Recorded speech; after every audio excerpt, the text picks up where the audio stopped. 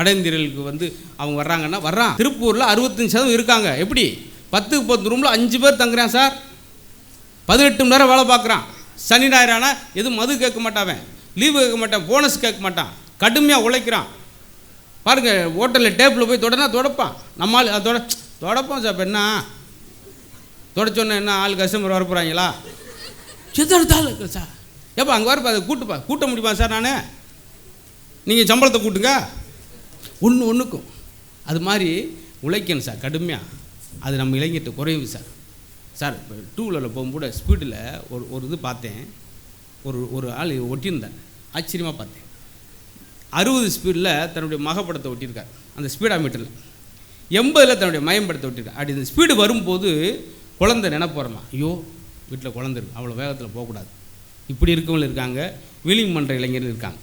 அதை சொல்கிறது எவ்வளோ விஷயங்கள் சொன்னால் கூட நான் ஆரம்பத்தில் சொன்னதான் பெருசாக நம்ம இங்கே இருக்கிற மாணவர்கள்லாம் எல்லாருக்குள்ளேயும் ஒரு தனி அடையாளம் இருக்குது. அதை அடையாளப்படுத்தி ஏன்னா என்கரேஜ் பண்ணுறதுக்கு பாருங்கள், ஒரு இடத்துல 130 வெயிட்டை தூக்குறான் ஒரு பழுதுக்கும் போட்டியில்.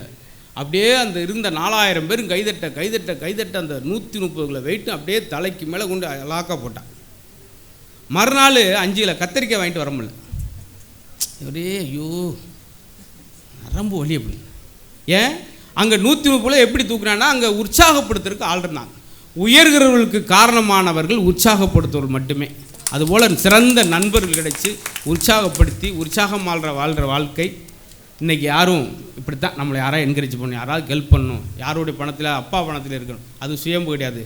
தானே சுயம்பாக முன்னேறி நான் பாருங்கள், நான் 2 கல்யாணம் பண்ணும்போது கூட ஒரு கிராம் வரதட்சணையோ ஒத்த ரூபாயோ வாங்காமல் சுயம்பலை அன்னையிலேருந்து இன்ன வரைக்கும் ஒரே ஆள் எங்கள் அப்பா சொத்தை கூட நான் அனுபவிக்காமல் இருக்கு. இப்படி வரும்போது நம்மளுக்குள்ள வீரம். அந்த மாதிரி இளைஞர்கள் குறைவு அப்படின்னு சொல்லி தான் இந்த ஆடம்பர அணி பேசினான். ஆடம்பரமாக இருக்குத்தாங்க வாழ்கிறாங்க சார், உழைச்சி முன்னேறன்னு யாரும் நினைக்கல அப்படின்னு சொல்லி. இருந்தாலும் நிறைவாக சொல்லி முடிச்சிருவோம்.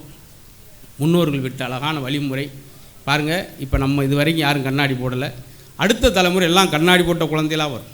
ஏன்னா கைபேசி இல்லாமல் எந்த குழந்தை ஒரு 10 நிமிஷம் நம்ம ரெஸ்ட் எடுக்கிறதுக்காக குழந்தை கையில் போனை கொடுத்துரும்.